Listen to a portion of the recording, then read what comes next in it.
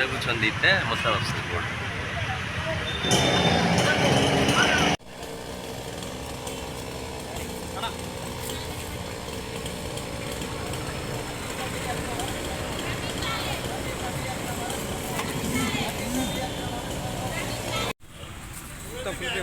ఖండించండి అక్రమ అరెస్టులను, ఖండించండి అక్రమ అరెస్టులను, ఖండించండి అరెస్టులను, ఖండించండి అక్రమ అరెస్టులను, ఆశా వర్కర్లకు వేతనాలు ఇవ్వమంటే అరెస్ట్ చేయడాన్ని, ఆశా వర్కర్లకు వేతనాలు అడిగినందుకు అరెస్ట్ చేయడాన్ని ఖండించండి అక్రమ అరెస్టులను, ఖండించండి అక్రమ అరెస్టులను.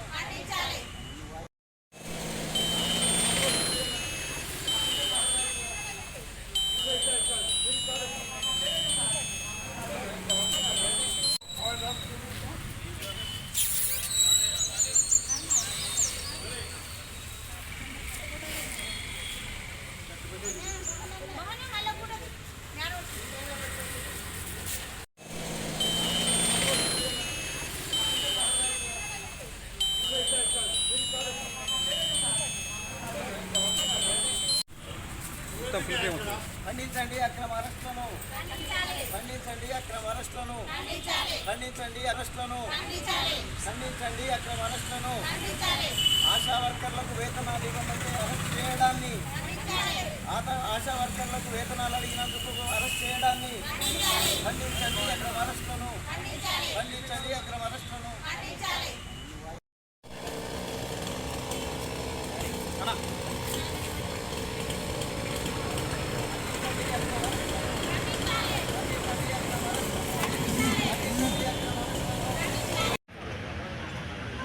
ఆశా వర్కర్లుగా శిక్షుడు వేతనం కావాలి, పారితోషికం వద్దన్న డిమాండ్ తోటి మేము హైదరాబాద్ కమిషనర్ ఆఫీస్కి వెళ్తుండగా ఇక్కడ ఇల్లెందు పోలీస్ స్టేషన్లో మమ్మీని అరెస్ట్ చేశారు.